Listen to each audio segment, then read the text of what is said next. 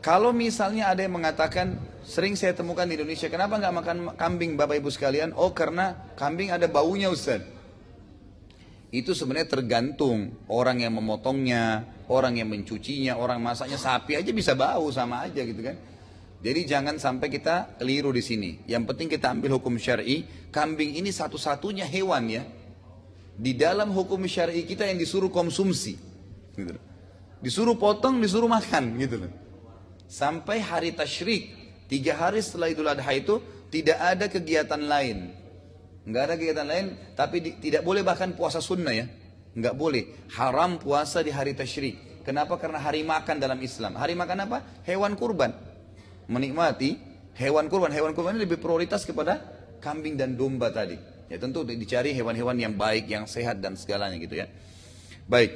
Kemudian dikatakan ternyata dalam jiwa kambing ini ada ketenangan. Kalau hewan kambing itu lebih tenang. Jarang sekali marah gitu istilahnya. Dan ternyata terbukti juga di zaman sekarang ini, itu hewan-hewan yang dikonsumsi oleh manusia, itu selain jadi nutrisi sebenarnya bisa mentransfer sifat. Ya, umumnya, sifat-sifat hewan itu bisa tertransfer ya. Secara dia sadar atau tidak sadar gitu. Ya, sadar atau tidak sadar. Makanya kita dilarang makan ular yang bertaring, nggak boleh makan harimau. Nggak boleh makan ya, yang ganas-ganas. Kenapa? Karena sekarang ini di zaman sekarang baru terbukti secara medis ternyata memang selain bisa jadi nutrisi, kalau ada racunnya jadi penyakit gitu kan, tapi juga bisa mentransfer sifat itu ya. Jadi makanya di sini kambing itu hewan yang sangat penyayang, tenang gitu kan. Mungkin kita bisa lihat kalau dia lagi makan, kita jalan di sebelahnya nggak masalah. Ya orang kadang-kadang gangguin gitu kan, dia lebih tenang. Nah, ini memberikan pelajaran semua kepada para nabi-nabi. Kenapa? Ya, sampai disuruh untuk menggembala kambing, disuruh untuk menggembala kambing. Baik, suatu hari Nabi SAW, ini kisah kita sudah mulai masuk lebih dalam ya. Suatu hari Nabi SAW waktu umur 12 tahun. Jadi tadi kita katakan waktu umurnya 8 tahun tinggal bersama pamannya Abu Talib. Setelah 4 tahun tinggal bersama Abu Talib, tepat umurnya 12 tahun. Setelah tinggal bersama pamannya selama 4 tahun, Abu Talib pada saat itu akan mengadakan perjalanan ke negeri Syam. Jadi di utara Jazirah Arab, Abu Talib pada saat itu ya, ingin mengadakan perjalanan perniagaan. Coba bawa barang dagangan dari Mekah ke negeri Syam gitu. Lalu yang terjadi apa? Nabi SAW waktu umur 12 tahun, tidak tahu apa sebabnya, tiba-tiba bergantung pada baju Abu Talib dan maksa untuk ikut. Dan tidak mau melepaskan ya pegangan baju kepada pamannya Abu Talib, sampai Abu Talib akhirnya membawa Nabi SAW keluar kota Mekah. Tapi ini ada hikmah ya. Ada hikmah, nanti akan kita jelaskan apa hikmahnya. Saat tiba di negeri Syam, Abu Talib bersama kafilahnya sempat istirahat di depan sebuah gereja Nasrani. Dan pada saat itu ada sebuah keanehan sedikit terjadi. Apa itu? Waktu Abu Talib lagi jalan kafilahnya, ada satu pendeta yang kebetulan melihat dari luar atau dari jendela dari dalam gereja, itu ternyata setiap kafilah lewat selalu diperhatikan. Dan memang ada maksudnya dia mencari tahu ini, karena kafilah-kafilah semua dari Jazirah Arab datang. Dan pendeta ini sangat tahu kalau zaman itu zaman keluarnya Nabi. Jadi setiap kafilah dari Jazirah Arab selalu diperhatikan sama dia dari jendela gereja. Biasa saja, sampai datang kafilahnya Abu Talib ini. Dia dikagetkan ternyata kafilah itu, Bapak Ibu sekalian rahimakumullah, itu dinaungi oleh awan. Jadi kafilah ini lewat, lagi panas di padang pasir, itu tertutup dengan awan. Maka dia penasaran, pasti ada apa-apa nih. Lalu dia utus pembantunya, ya, pada saat itu gulamnya, kemudian suruh manggil kafilah itu. Suruh singgah, disuruh hidangkan makanan sebanyak mungkin agar mereka mampir di gereja pada saat itu. Maka dipanggillah, mampirlah Abu Talib dengan teman-temannya semua. Lalu pada saat itu mereka menitipkan Nabi SAW untuk menjaga barang-barang mereka. Jadi Nabi SAW disuruh jaga barang, umurnya 12 tahun, suruh duduk di situ. Waktu mereka sementara makan, pendeta ini terus perhatikan satu persatu wajahnya. Rupanya ada sesuatu yang dia ingin cari gitu. Tapi dia lihat tidak ada apa-apa. Biasa saja, orang-orang ini biasa gitu. Lalu pendeta ini bertanya, apakah masih ada orang yang tidak ikut dengan kalian? Maka Abu Talib bilang, ada. Ada satu anak kecil, itu anak saya. Maka pendeta itu bilang, di mana dia? Pendeta itu tidak bilang panggil. Dia bilang di mana dia? Ada di barang-barang kami di luar. Pendetanya keluar. Dipanggillah Nabi SAW masuk ke dalam gereja. Nabi SAW pun masuk. Begitu masuk, langsung pendeta ini duduk dan memperhatikan wajah Nabi SAW. Lalu bertanya kepadanya. Dia bilang, saya tanya kepadamu atas nama Lat dan Uzza. Apa itu Lat dan Uzza? Nama dua patung yang disembah di Mekah. Jadi orang Quraisy ini kalau sumpah pakai nama itu. Kan tidak boleh sumpah atas nama patung gitu. Waktu itu pendeta ini ingin menguji Nabi SAW. Apa yang dia bilang? Saya bersumpah atas nama Lat dan Uzza. Lalu Nabi SAW mengatakan apa? Jangan engkau sebutkan nama kedua benda tersebut karena itu sesuatu yang sangat saya benci. Jadi Nabi SAW dari memang dari kecil tidak pernah sembah berhala gitu. Lalu pendeta ini penasaran. Ditanya lagi, mana ayahmu? Nabi SAW mengatakan, ya ayah saya sudah meninggal. Ibu kamu di mana? Ibu saya sudah meninggal. Ditanyalah beberapa pertanyaan sampai akhirnya dia mengatakan, hai anak kecil, kata pendeta ini, apakah engkau mengizinkan aku untuk melihat pundakmu? Maka Nabi SAW mengatakan silakan. Dibuka baju Nabi SAW, di pundak sebelah kanannya itu ada seperti daging yang muncul, berbentuk seperti hati, itu dikerumuni dengan bulu-bulu tebal, lebat. Semua Nabi punya itu. Itu namanya simbol kenabian. Di pundak sebelah kanan, daging seperti muncul, warna merah, dipenuhi dengan bulu, dan itu semua Nabi punya itu. Waktu pendeta ini lihat, langsung dia kaget dan mencium Nabi SAW. Memegang tangan Nabi SAW lalu berkata, dibawa ke tempat Abu Talib sama teman lagi makan. Ditanya, siapa anak ini? Dia ingin pancing gitu. Abu Talib bilang, ini anak saya. Kata pendeta itu, tidak mungkin anak ini punya ayah. Anak ini ya meninggal ayahnya waktu umurnya masih 6 bulan di perut ibunya. Pendeta itu tahu rinciannya bukan dari Nabi SAW. Dari kisah sebelumnya dia sudah tahu kisah Nabi yang akan keluar itu. Ayahnya meninggal waktu masih umur 6 bulan di perut ibunya. Ibunya meninggal pada saat dia umur 6 tahun. Disebutkan kisah Nabi SAW gitu. Lalu Abu Talib heran. Dari mana anda tahu? Langsung dia mengatakan, anakmu ini akan menjadi nabi nanti. Ya. Bawa pulanglah dia ke Jazirah Arab. Karena kalau orang Yahudi tahu dia keluar dari orang-orang Arab, maka pasti akan dibunuh. Karena orang Yahudi tidak mau nabi terakhir dari turunan orang Arab. Maunya dari Bani Israel. Dan sudah pernah saya sebutkan sebenarnya sumbernya satu, Nabi Ibrahim alaihissalam ya. Nabi Ibrahim punya 2 orang istri, Sarah dan Hajar. Sarah punya Ishak dan Hajar punya Ismail. Nah, dari Ismail ini turun Nabi Muhammad SAW. Kan gitu. Nah, dari Ishak ini ada Yakub. Yakub ini nama lainnya dia Israel. Jadi Israel itu namanya Nabi Yakub sebenarnya sekarang, dipakai sama mereka. Kalau dikatakan Bani Israel berarti keturunannya Nabi Yakub. Kan gitu. Nabi Yakub punya anak Yusuf, ya kan? Ada kemudian Musa, Daud, Sulaiman, Isa. Ini semua dikenal dengan nabi-nabi Bani Israel. Turunannya Nabi Yakub. Nah, mereka berharap setelah Isa dan Musa itu keluar dari Bani Israel juga terakhir. Ternyata keluar dari turunan Nabi Ismail. Dan orang-orang Yahudi ini tidak mau masuk Islam hanya karena fanatisme buta. Kejahilan. Kalau anda tanya orang Yahudi kenapa tidak beriman, mereka bukan mengatakan Islam tidak benar.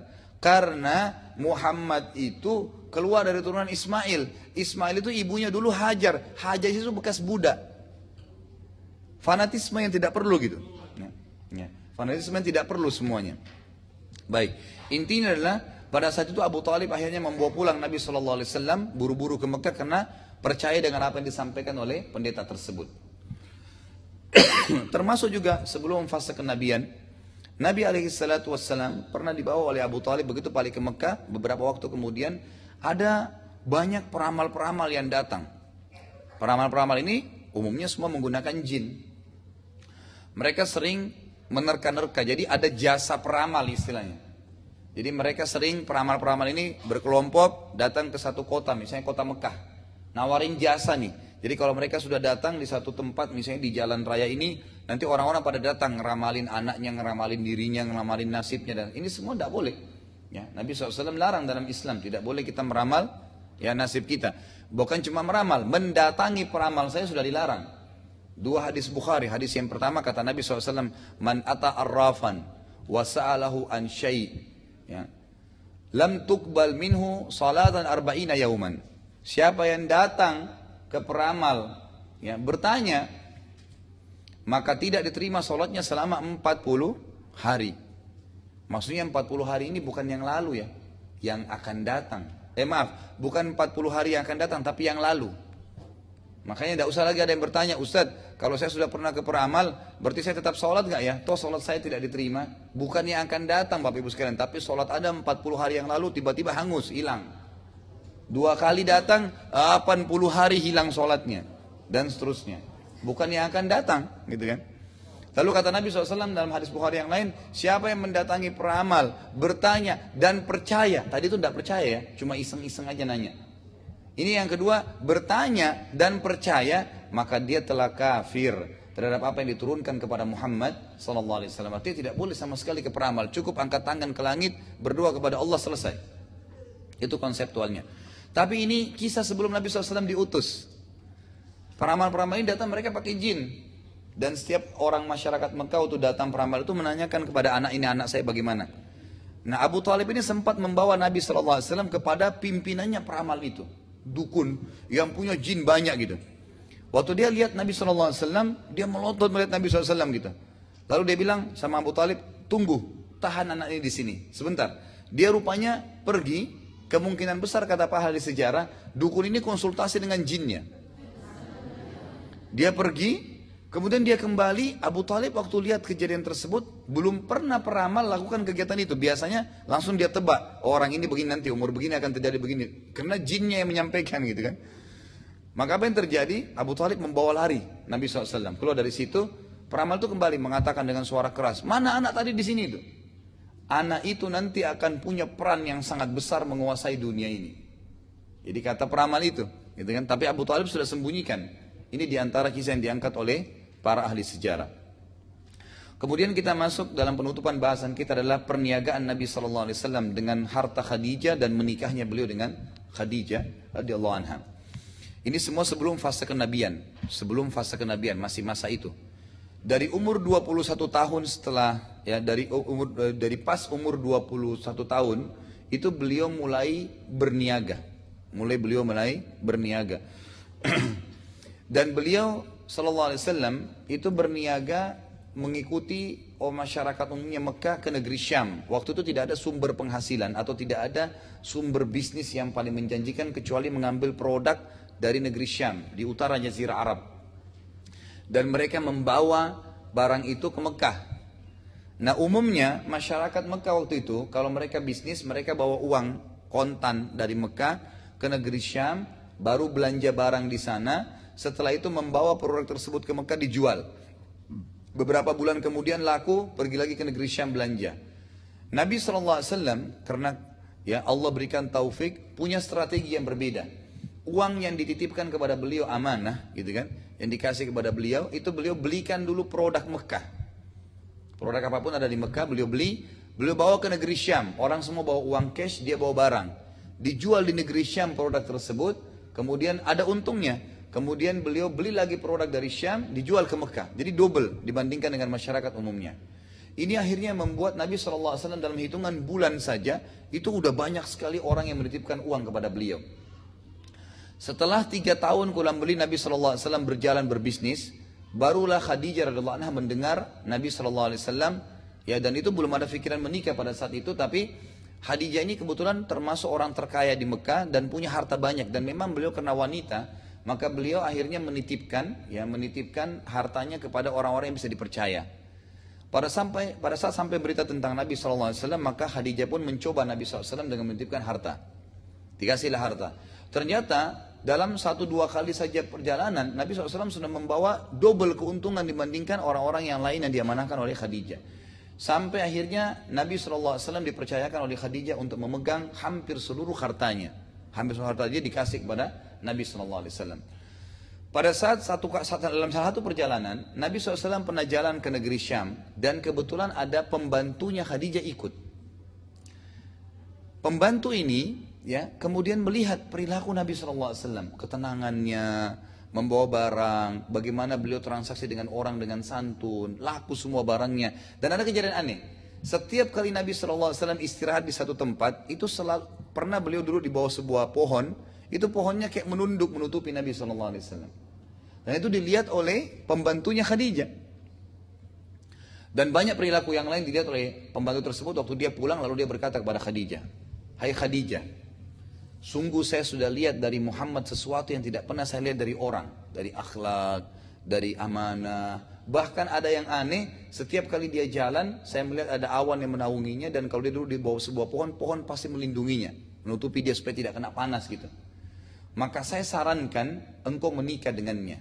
Jadi saran dari pembantunya Khadijah tadi. Lalu Khadijah berkata, "Kalau seandainya ya memang Muhammad terfikir untuk itu, maka saya tidak menolak." Maka ditanya, pembantu ini lalu datang kepada Nabi SAW mengatakan, "Hai Muhammad, apakah engkau mau mendapatkan kecantikan, kekayaan, serta kehormatan?" Kata Nabi SAW sudah paham, ini maksudnya disuruh menikah. Ya waktu itu Nabi SAW ya juga sudah punya penghasilan, karena dari bisnis yang beliau jalankan ini itu sudah ada keuangan uang sendiri gitu. Lalu Nabi SAW mengatakan, "Siapa yang kau maksudkan?" Lalu kata pembantunya, "Khadijah." Ya. Khadijah kebetulan terkenal ya orang yang sangat menjaga fisiknya, amanahnya, kecantikannya terkenal luar biasa gitu kan di masyarakat, dan cukup banyak orang yang melamar Khadijah tapi ditolak gitu kan. Maka Nabi SAW pun mengatakan, "Baiklah, kalau Khadijah mau, maka saya juga mau." Disampaikanlah kepada Abu Talib, kemudian dengan Waraqah bin Naufal juga, ya ini sepupu daripada Khadijah, dan mereka sepakat, maka menikahlah keduanya. Pada saat itu umur, memang Nabi SAW dalam riwayat-riwayat yang lebih rajih, yang lebih banyak diangkat oleh para ulama, umur 25 tahun. Jadi setelah 4 tahun berbisnis, harta Khadijah, barulah Nabi SAW ya, menikah dengan Khadijah. Dan waktu itu umur Khadijah 40 tahun. Umur Khadijah 40 tahun. Cukup banyak ya athar yang mengangkat, tapi ini semua karena tidak sahih maka tidak kita bahas ya. Ada yang mengatakan Allah Azza wa Jal memberikan keawet mudaan kepada Khadijah gitu kan. Karena dengan umur 40 tahun pun itu Khadijah masih bisa melahirkan untuk Nabi SAW 6 orang anak. Ya, 6 orang anak. Nanti akan ada 2 laki-laki, yaitu Qasim dan Abdullah. Walaupun anak Nabi SAW 7 ya. Karena anak yang satu namanya Ibrahim itu dari istri yang lain namanya Maria. Maria Qibtiyah, ada seorang wanita budak yang dihadiahkan dari Mesir, kemudian beliau bebaskan dan beliau nikahi. Ya. Kemudian ada 4 anak perempuan Nabi SAW yang masyhur, Ruqayyah, Ummu Kalthum, Zainab, dan Fatimah. Ini semua dari Khadijah. Dan semuanya masuk Islam tentunya. Baik, setelah menikah dengan Khadijah, maka Nabi SAW makin mengembangkan usahanya. Dan perlu anda ketahui, Nabi SAW waktu menikah dengan Khadijah ini, beliau memberikan mahar Khadijah itu 20 ekor unta. 1 ekor unta, kalau kita hitung harganya sekarang sekitar 20 juta rupiah misalnya. Kan sapi saja sudah 10 jutaan atau lebih. Unta lebih mahal gitu kan. Kalau 20 juta kali 20 gitu kan. Itu 400 juta yang dikasih oleh Nabi SAW di zaman itu, dan itu hanya sekedar mahar saja. Apa itu mahar? Mahar itu sesuatu yang diletakkan di depan mempelai laki-laki ya pada saat dia ijab kabul. Itu mahar. Beda dengan biaya acara perkawinan umumnya gitu kan. Tapi ini diberikan Nabi SAW. Ini juga sekaligus membantah banyaknya orientalis yang mengatakan, orientalis ini orang-orang barat yang belajar Islam untuk mencari kelemahan Islam. Mereka mengatakan Muhammad sengaja nikah dengan janda kaya karena hidupnya miskin. Ya. Dan ingin membiayai hidupnya. Padahal sebenarnya salah. Nabi SAW saja memberikan mahar sampai 20 ekor unta. Gitu kan. Dan beliau SAW setelah menikah pun tetap membisniskan uang Khadijah. Membisniskan uang tersebut. Ada juga sebuah kisah di sini. Kalau anda ingin tahu kenapa Nabi SAW diberikan julukan Al-Amin, orang yang terpercaya, ada alasannya. Nabi SAW sebelum menikah dengan Khadijah sudah berbisnis, dan ada beberapa produk beliau di Mekah waktu itu, beliau sempat tawarkan di pasar Ukaz namanya. Kalau kita dulu, yang sekarang juga sudah dihilangkan ya, tahun lalu ada pasar Seng kan di Mekah itu. Itu dulu wilayah pasar memang Ukaz namanya, zaman Quraisy. Memang sudah pasar dari dulu gitu. Yang saya ketahui seperti itu ya, Allahu a'lam. Yang jelas di sini Nabi SAW pernah berdagang di situ, dan ada satu orang keluar dari kota Mekah, masuk dari luar kota Mekah masuk, beli barang Nabi SAW. Waktu sudah dibeli barang tersebut, maka orang itu berkata, "Hai Muhammad, saya titip dulu barang saya ini, saya akan tawaf." Baiklah, orang itu pergi tawaf. Kemudian setelah tahu dia lupa kalau dia belanja barang Nabi SAW, lalu dia pulang ke kampungnya. Kapan dia ingat? 3 hari kemudian. Setelah 3 hari dia kembali ke Mekah, ya dia masuk ke Mekah, kemudian dia cari, ya dia datang ke pasar Ukas, ternyata dia temukan Nabi SAW masih kondisinya seperti 3 hari lalu. Berdiri jaga barangnya nggak pindah-pindah, gitu. Karena menjaga amanah itu. Maka tersebarlah berita Muhammad sangat jujur. Itu sudah dapat julukan Al-Amin. Salah satu riwayat yang menyebutkan ini sebabnya. Ada juga beberapa ya sebab-sebab yang lain. Tapi yang jelas ini salah satu yang disebutkan oleh para ulama. Kemudian kita tutup dengan setelah menikah dengan Khadijah berjalanlah hidup beliau seperti biasa. Itu dari umur 25 tahun sampai umur 40 tahun. Ya, nanti umur 40 tahun baru kita masuk fase kenabian. Dan sementara menikah dengan Khadijah radhiyallahu anha, hidup beliau sangat bahagia dan beliau juga mendapatkan 6 orang anak. 6 orang anak. Tentu nanti kita akan bahas pertemuan akan datang insya Allah. Mulai dari fase kenabian. Jadi bagaimana sih proses beliau menjadi nabi gitu kan. Bagaimana beliau jadi nabi, kemudian dakwah sembunyi-sembunyi, ya, dan dakwah terang-terangan, ya, dan dakwah terang-terangan.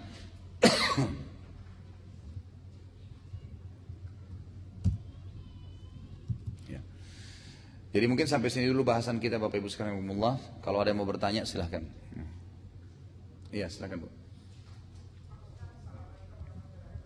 Waalaikumsalam.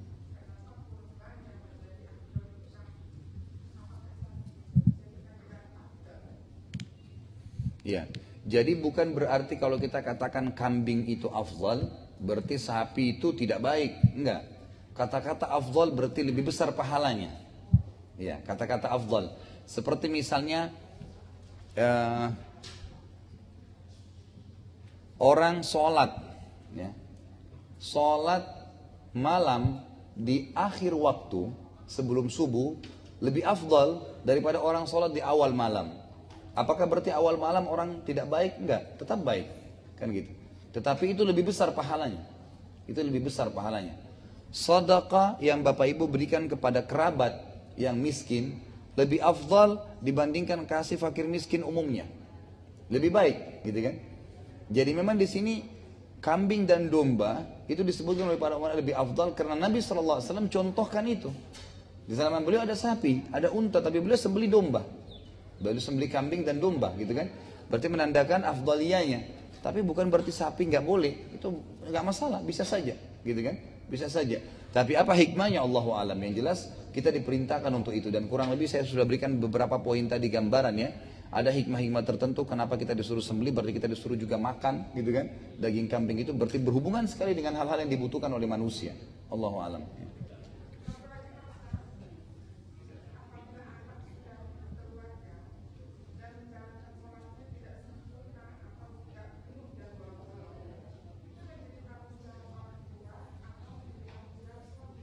Ya.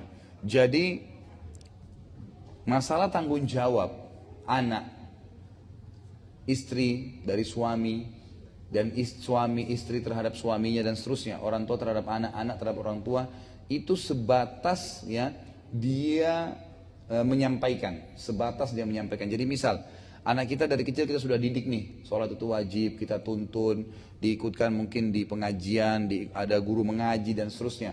Lalu ternyata setelah dia menikah dia tinggalin sholat. Apakah orang tuanya berdosa? Jawabannya tidak. Gak ada hubungannya. Karena dia sudah ingatkan, dia sudah sampaikan. Tugas kita menyampaikan. Allah Subhanahu Wa Taala menyebutkan tentang Nabi Sallallahu Alaihi Wasallam. Beliau mengatakan, Allah mengatakan dalam Al-Quran, ma'alaika illa al-balak. Ya Allah Bismillahirrahmanirrahim, ma'alaika illa balak. Jadi tidak ada tugas Muhammad kecuali menyampaikan saja. Tugasnya menyampaikan. Jadi kita tugas menyampaikan. Dan ingkar mungkar itu serta menyuruh kepada kebaikan itu yang wajib yang pertama. Misal anak kita nggak sholat, suami nggak sholat, istri nggak sholat atau siapa saja.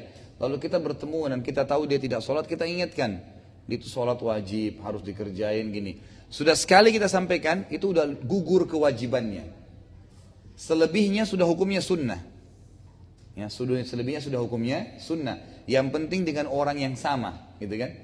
Berarti anak, ya, suami, istri, kalau mereka berbuat kesalahan atau kita sedang menyuruh mereka kepada kebaikan, maka kewajibannya yang pertama, selebihnya adalah hukumnya sunnah. Masih ada? Waalaikumsalam.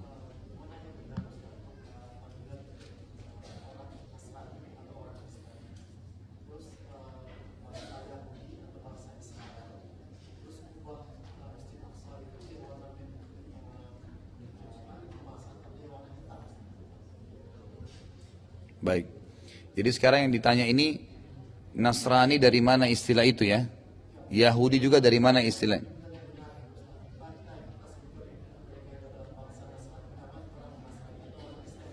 Iya. Jadi penyebutan yang benar terhadap orang Yahudi dan Nasrani, apa kita sebutkan mereka Nasrani dan Yahudi atau ada istilah lain? Jadi Al-Quran memang menyebutkan mereka Yahudi dan Nasrani. Ya. Jadi Allah SWT memang menyebutkan istilah Yahudi dan Nasrani dalam banyak ayat Al-Quran. Dan Nabi SAW juga menyebutkan mereka Yahudi dan Nasrani. Maka kalau ditanya apakah kita menyebutkan apa yang kita panggil orang Yahudi, kita katakan Yahudi, bangsa Yahudi, gitu kan? Dan sudah pernah saya sebutkan sejarahnya, dari mana kata-kata Yahudi, apa artinya Yahudi? Diambil dari kata-kata Huda, artinya taubat. Jadi makna Yahudi itu sebenarnya bagus awalnya. Itu di awal di kisahnya waktu Samiri, pengikut Nabi Musa, membuat patung emas sapi untuk disembah. Nabi Musa kan 40 hari hilang, tidak ada di kaumnya. Lagi pergi ke Bukit Tursina menerima wahyu, menerima Taurat, ya kan gitu. Waktu beliau kembali, beliau lihat orang sudah sembah patung, lalu ditanya, dari mana kalian sembah ini, siapa yang suruh? Mereka menunjuk Samiri, tanya Samiri kenapa kau lakukan? Dia bilang, saya cuma ikuti perasaan saya saja. Gitu kan? Maka Nabi Musa alaihissalam pun marah dengan Samiri, lalu menghancurkan patung tersebut dan mengusir Samiri. Nah waktu itu Bani Israel merasa bersalah, kenapa mereka sembah berhala lagi sementara Allah sudah utus Musa alaihissalam. Maka mereka mengatakan, inna hudna ilaik, kami taubat kepadamu ya Allah. Keluarlah istilah Yahudi di situ. Diambil dari kata-kata orang-orang yang bertaubat asalnya. Kan gitu. Nah setelah Nabi SAW diutus juga, beliau masih menggunakan istilah Yahudi. Sering beliau ucapkan, panggil beberapa orang Yahudi. Ya. Orang Yahudi di Madinah. Ada istilah-istilah seperti itu. Ya. Orang Nasrani, memang lebih baik kita memanggil mereka Nasrani. Istilah Nasrani. Kalau Kristen kan itu dari bahasa Inggris ya. Diterjemahkan ke bahasa Indonesia. Tapi kalau kita ikuti bahasa Al-Quran adalah Nasrani. Diambil dari firman Allah SWT dalam Al-Quran memang. Ya waktu Nabi Isa mengatakan man ansari ilallah. Siapa yang akan menjadi penolong Allah? Nasara artinya penolong sebenarnya. Artinya penolong. Tapi terlepas daripada maknanya, Al-Quran menyebutkan mereka Nasrani. Semua pengikut Yahudi di muka bumi ini. Ya semua pengikut Nabi Musa di muka bumi ini. Sampai hari kiamat namanya Yahudi. Semua pengikut Nabi Isa sampai hari kiamat namanya Nasrani. Siapapun dia. Dan kalau digabungkan keduanya namanya ahli kitab. Namanya ahli kitab. Yang sering Allah sebutkan dalam Al-Quran, ya ahlal kitab, ya ahlal kitab. Itu adalah Yahudi dan Nasrani. Kenapa Allah banyak menyebutkan mereka? Karena mereka orang yang paling dekat untuk mendapatkan hidayah. Mereka sudah pernah turun Taurat, meyakini ada Musa. Ya, sudah turun Injil, meyakini ada Isa. Berarti lebih mudah untuk beriman kepada Nabi Muhammad SAW. Karena mereka sudah beriman sebelumnya. Beda dengan orang ateis, penyembah berhala, sulit. Gitu kan? Karena mereka belum beriman kepada Nabi sebelumnya. Sudah Pak ya. Terus yang kedua tadi masalah Kuba ya, yang mana Masjid Aqsa. Jadi Masjid Aqsa itu sebenarnya yang kubanya silver ya, warnanya kegelap-gelapan. Jadi kalau yang kubanya warna emas itu bukan Masjid Aqsa ya. Itu namanya Masjid Qubatus Sakhra. Itu dibangun oleh Al-Walid, salah satu khalifah muslim. Pada saat itu Palestina menjadi simbol gereja-gerejanya orang Nasrani, kekuatan Romawi waktu itu. Jadi gereja dibuat semewah mungkin. Maka Al-Walid membuat Masjid Quba Sakhra itu untuk menyaingi mereka. Tapi itu bukan Masjid Aqsa. Masjid Aqsa yang di belakangnya. Yang di belakang Masjid Qubatus Sakhra itu. Ada lagi? Waalaikumsalam warahmatullahi wabarakatuh.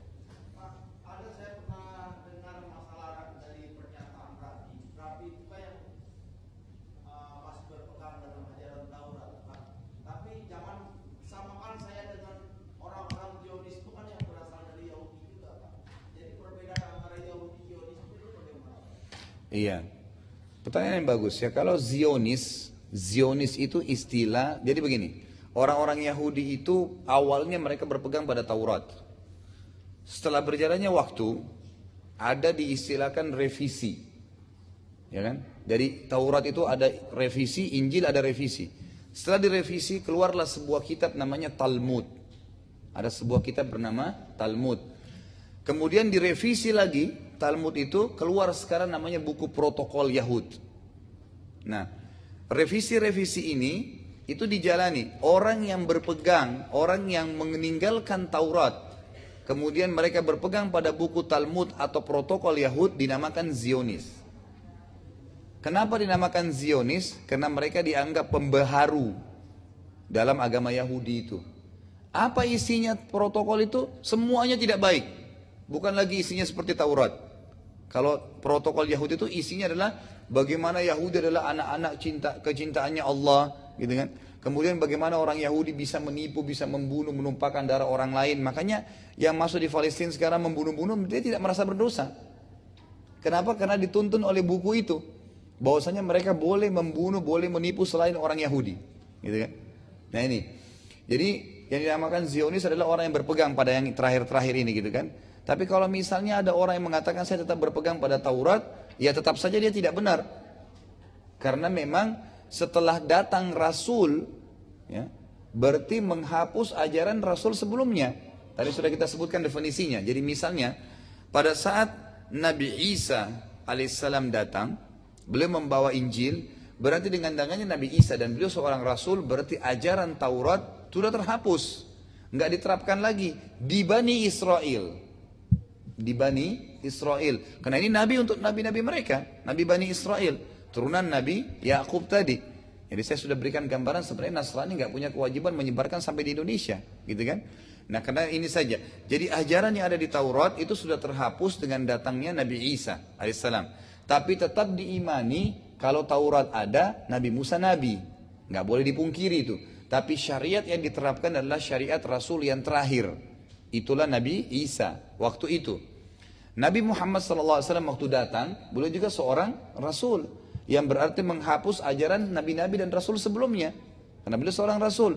Makanya kita mengatakan Yahudi dan Nasrani kafir karena mereka menolak Rasul yang terakhir. Walaupun mereka itu agama profetis, agama dari langit.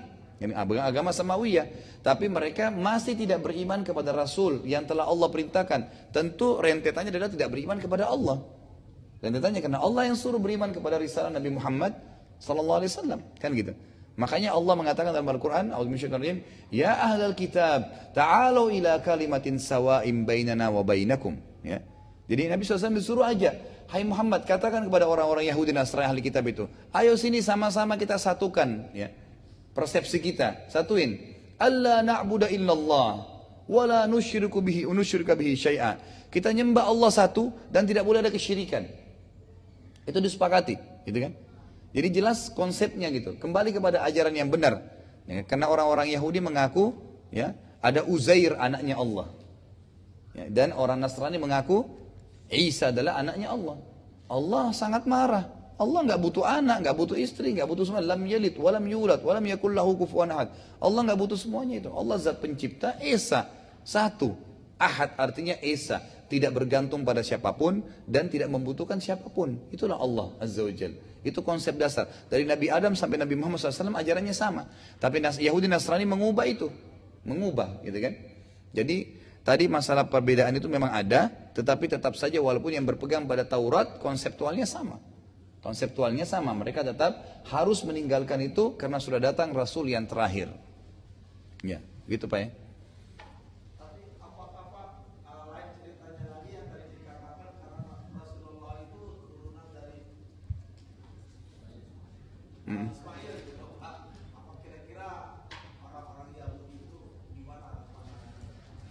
Enggak, itu alasan secara umum kenapa mereka tidak mau beriman kepada risalah Nabi Muhammad SAW. Yang sekarang secara umum kalau Bapak misalnya ke Israel tanya nih, kenapa kalian tidak beriman kepada risalah Muhammad? Sementara kalian beriman kepada risalahnya Musa alaihimussalam. Maka mereka jawab, alasannya begitu, alasan fanatisme. Karena Musa itu orang terhormat. Muhammad itu dari turunan Ismail, Ismail ibunya Hajar, Hajar itu bekas budak. Nah, kalau Musa itu kembali kepada Ishak dan Yakub. Ibunya siapa mereka? Sarah. Sarah itu tuan. Sama-sama istri Nabi Ibrahim alaihissalam, gitu kan? Dan sudah kita sebutkan di awal pertemuan kita dulu kisah tentang rentetan itu. Ini salah satu alasannya Yahudi kenapa nggak mau beriman, nggak mau masuk Islam. Iya, fanatisme keturunan. Nah ini makanya Ibnu Abbas mengatakan sahabat Nabi radhiyallahu anhuma, beliau mengatakan Tafsir Al-Fatihah ghairil maghdubi alaihim waladhdallin. Bukan orang-orang yang engkau murkahi ya Allah dan bukan orang yang sesat. Beliau mengatakan maghdub ini orang yang dimurkai adalah orang Yahudi. Karena mereka tahu kebenaran, mereka nggak mau ikut. Nanti akan Bapak lihat nanti, kita akan sebutkan banyak sekali riwayat yang berhubungan dengan masalah ini. Di antaranya adalah masuk Islamnya Abdullah bin Salam radhiyallahu anhu, sahabat Nabi pendeta Yahudi. Jadi beliau cerita, nanti akan kita bahas juga itu. Beliau cerita begini, waktu itu cerita masuk Islamnya ya. Beliau bilang waktu Nabi Muhammad SAW masuk ke Madinah, saya sangat senang karena saya sudah yakin inilah Nabi yang disebutkan dalam Taurat. Maka saya pun keluar kembali ke rumah saya dan saya teriak mengatakan Allahu Akbar, telah keluar Nabi yang kita tunggu. Tapi ternyata dia bilang saya tidak tahu kalau pemuka-pemuka Yahudi ini sudah sepakat tidak mau beriman kepadanya.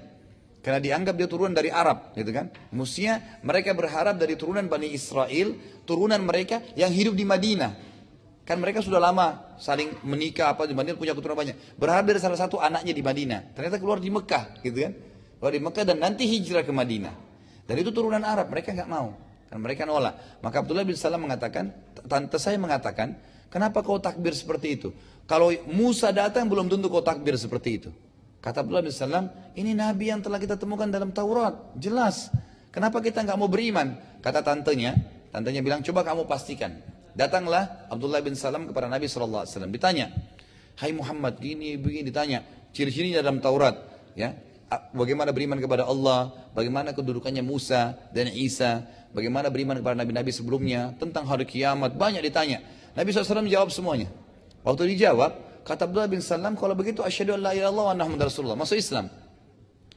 Ini Abdullah bin Salam salah satu pendeta Yahudi yang masyhur. Lalu dia berkata, ya Rasulullah, orang-orang Yahudi itu kaum ghadar, kaum yang suka berkhianat. Mereka bisa membalikkan fakta seketika.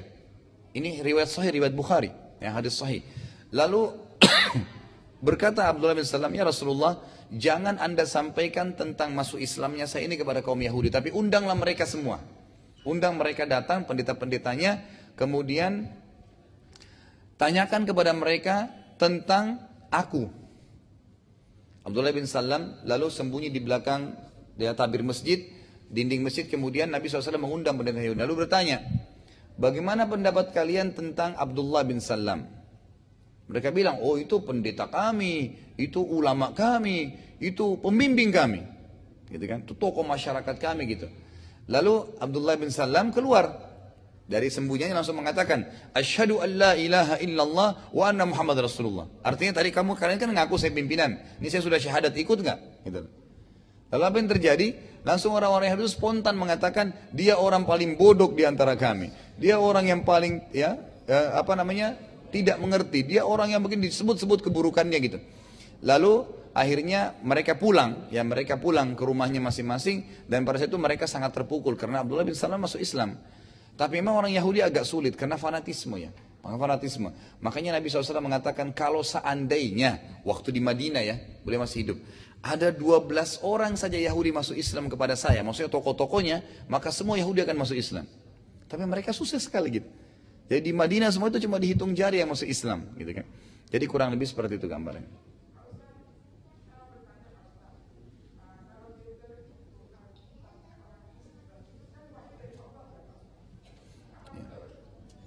Iya.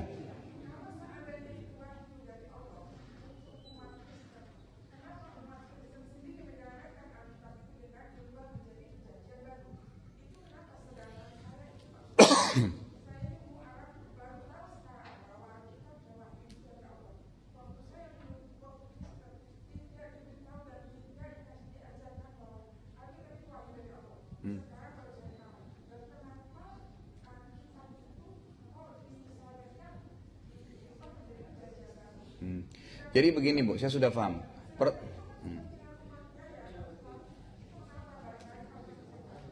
Ini sebenarnya kalau ditanya kenapa, sebenarnya bukan ke saya ya, mestinya gitu.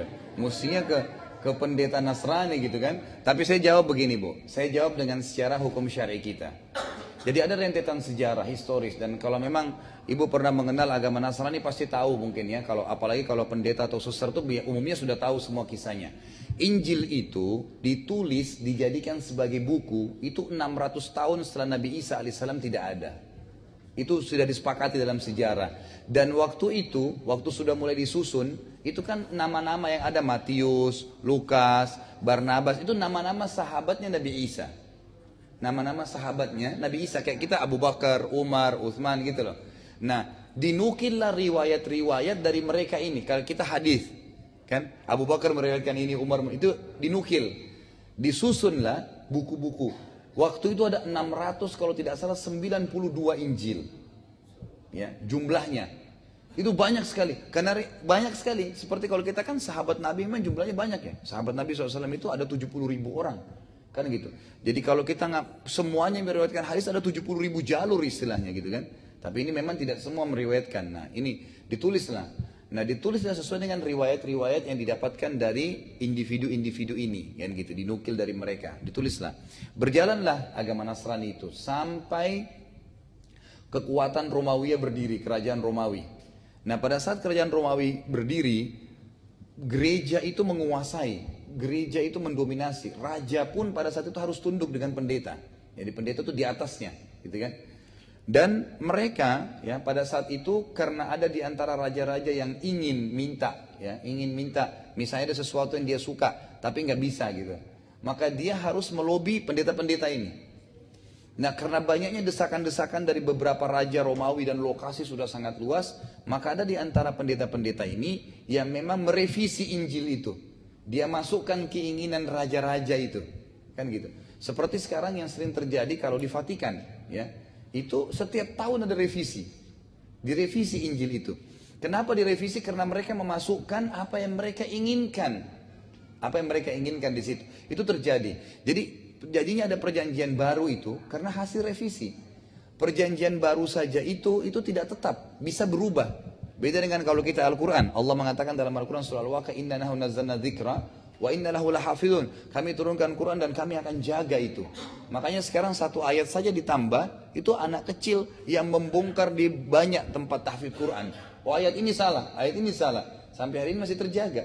Padahal bisa saja diubah-ubah ya Quran itu, tapi Allah Subhanahu wa taala menjaganya. Intinya adalah pada saat itu mulailah ada revisi-revisi, kan gitu. Sampai termasuk kalau Bapak Ibu sekalian pernah membaca dalam sejarah ada revolusi Prancis tahun 66. Kalau pernah dengar, gitu kan? Nah itu revolusi Prancis itu apa yang terjadi di situ? Pemberontakan yang terjadi dari pemerintahan, gitu kan? Terhadap gereja, karena gereja menguasai, gitu kan?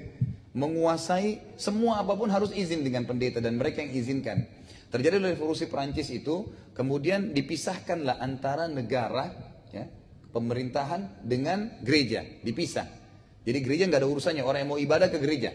Ya, jadi nggak boleh lagi campur tangan dengan pemerintahan. Nah, di sini akhirnya gereja-gereja ini itu pendeta-pendeta mulai mengikuti keinginan lebih banyak lagi pemerintahan. Apa yang mereka mau, terjadi ada revisi itu, revisi terus begitu. Lebih parah daripada itu ada tersembunyi dalam sejarah ya, tapi ini terungkap dalam banyak buku-buku juga. Orang-orang Yahudi, Bapak Ibu sekalian, orang Yahudi ini kan dia tidak mau orang lain masuk ke agamanya. Kalau ibu sekarang ke Israel bilang saya mau masuk agama Yahudi, dia nggak mau. Karena dia anggap harus turunan darah Yahudi asli. Baru bisa menganut agama ini. Kalau enggak berarti bukan orang Yahudi, darahnya tidak suci, tidak seperti orang Yahudi. Gitu kan? Jadi mereka nolak, ada fanatisme. Sehingga mereka lebih eksklusif. Makanya jumlahnya lebih sedikit kan. Kalau orang Nasrani beda. Nyebarin agamanya, siapapun yang bisa masuk, yang dibahasakan dengan anak-anak domba. Ya, atau domba-domba Allah yang hilang. Itu dibahasakan untuk dikembalikan, istilahnya gitu kan. Nah disebarkanlah agama Nasrani ini. Nah waktu Islam datang, waktu sebelum Nabi Muhammad SAW diutus, Yahudi ini hanya cekcok dengan Nasrani. Karena dua-dua mengaku agama dari langit, tapi orang Yahudi nggak mau beriman pada Nabi Isa. Mereka nggak mau beriman, gitu kan? Mereka tetap berpegang pada Taurat, Musa saja. Ya, tinggal tunggu Nabi terakhir datang dari Bani Israil, tapi bukan Isa. Mereka mau beriman dengan yang dianggap nanti di tempatnya Nabi Muhammad SAW dari Bani Israel, gitu kan? Nah, sebelum Nabi SAW diutus, Yahudi Nasrani perang nih, saling mengkafirkan satu sama yang lain. Yahudi mengatakan Nasrani kafir, Nasrani mengatakan Yahudi kafir. Tapi yang benar waktu itu agama Nasrani, karena mereka punya Rasul terakhir yang datang dari Allah. Berarti sudah menghapus ajaran Nabi Musa. Wajib beriman, yang tidak beriman dikatakan kafir. gitu kan?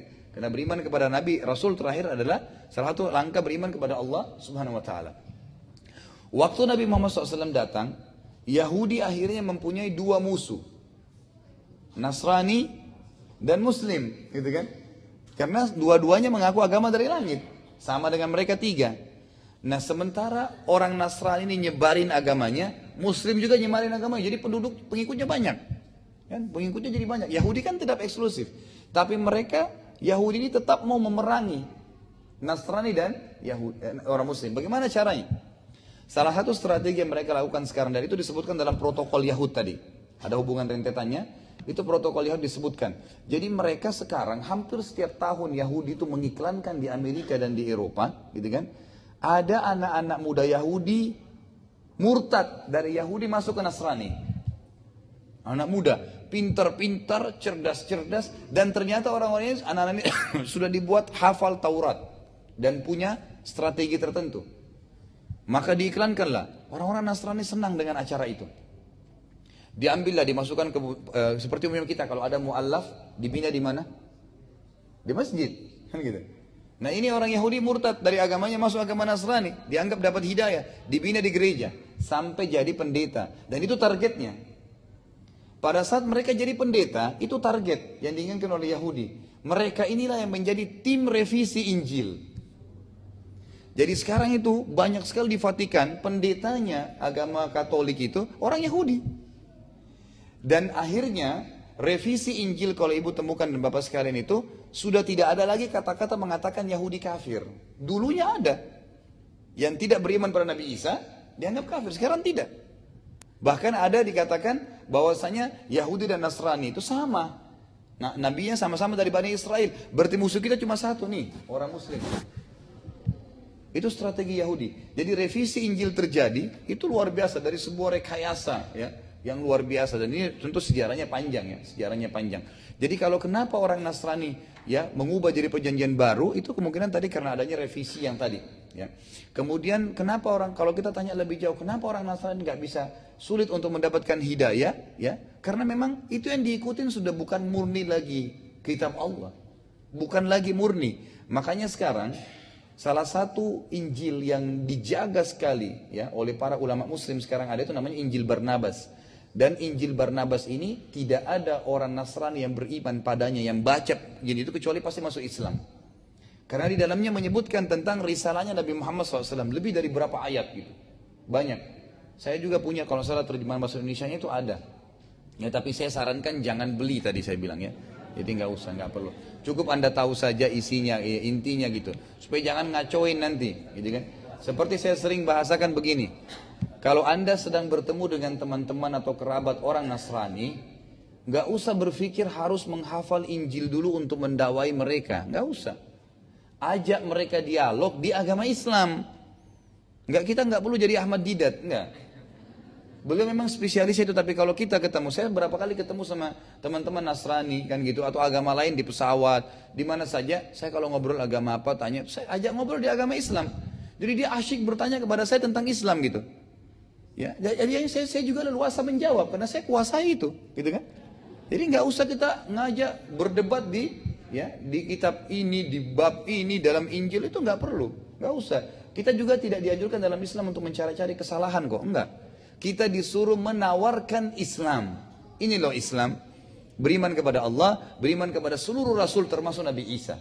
Kata Nabi SAW, siapa yang mengatakan Allah itu benar, surga benar, neraka benar, Isa benar, telah melemparkan atau mengucapkan kalimatnya kepada Maryam, yang membela ibunya Maryam waktu mengatakan, ya saya adalah hamba Allah dan seterusnya. Dalam surah Maryam disebutkan. Dan aku adalah hamba Allah, Nabi SAW adalah utusan Allah, maka dia pasti masuk surga. Berarti kita harus beriman memang. Setiap muslim harus mengatakan Isa Rasulullah, Musa adalah Rasulullah. Semua la nufarriqu baina ahadin mir rusul. Kita tidak boleh membeda-bedakan semua rasul yang Allah utus. Tetapi risalah yang diterapkan, syariat yang diamalkan adalah rasul yang terakhir. Itu konseptualnya. Karena Nabi Muhammad SAW rasul terakhir, maka otomatis kita mengikuti beliau. Kan gitu. Kita mengikuti beliau, Allahu a'lam. Itu Bu ya. Baik, sudah?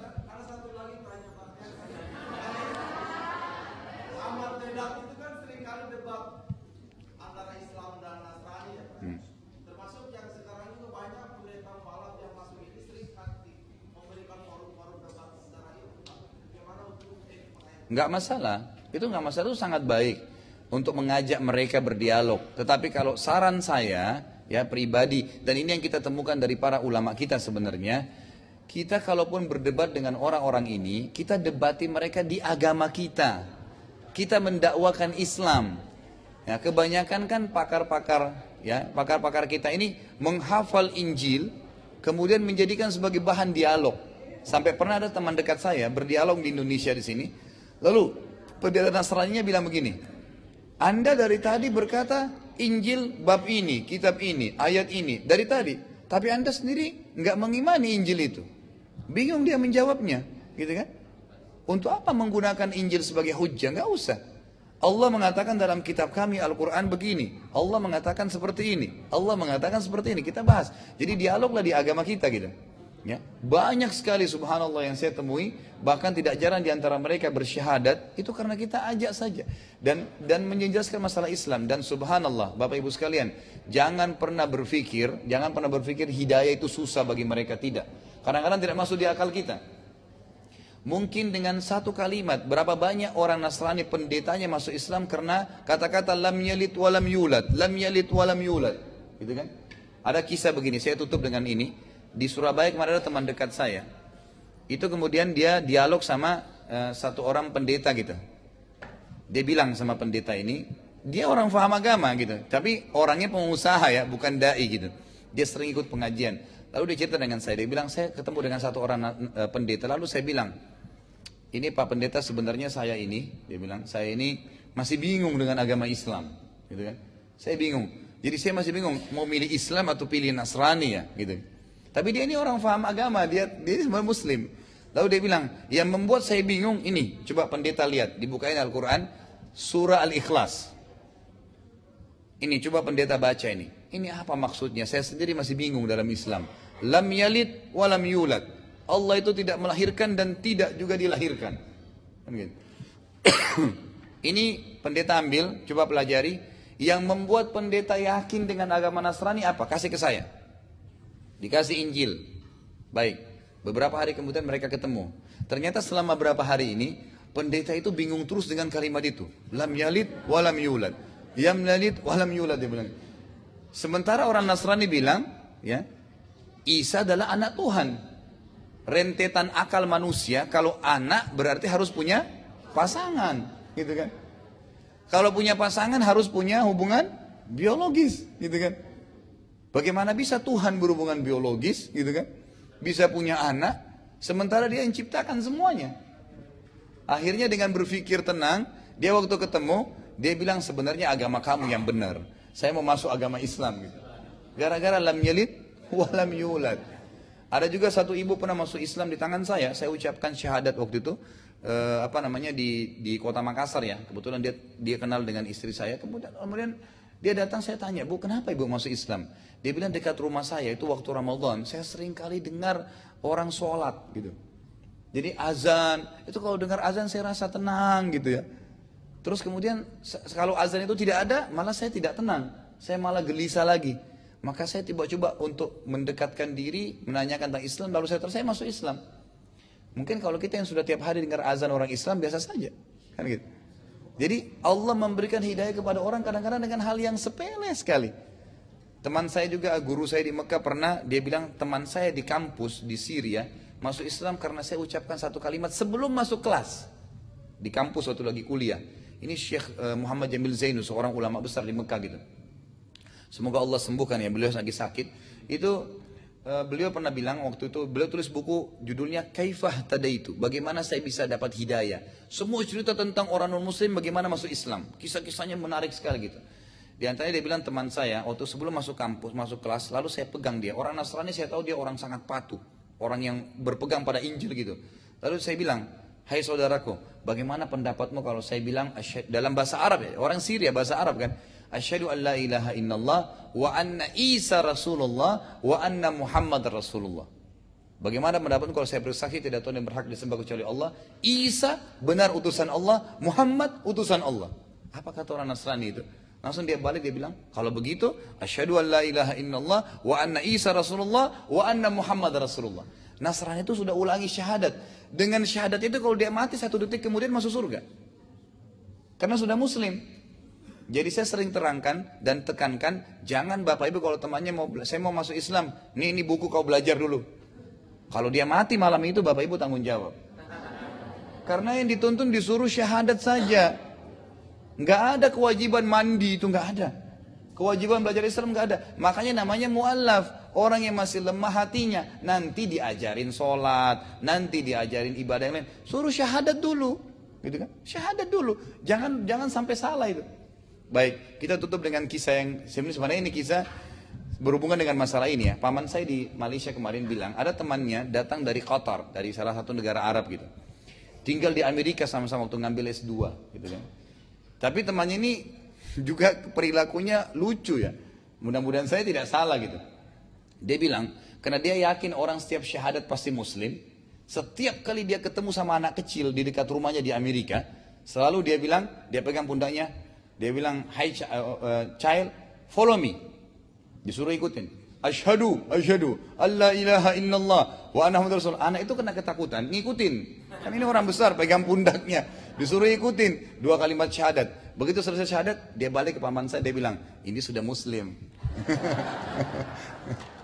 Itu hampir setiap anak kecil ditemuin Nasrani disuruh syahadat sama dia. Baik, kalau ada benar dari Allah Subhanahu wa taala, kalau ada salah dari saya tolong dimaafkan. Subhanakallahumma bihamdika asyhadu an la ilaha illa anta astaghfiruka wa atubu ilaik. Wassalamualaikum warahmatullahi wabarakatuh.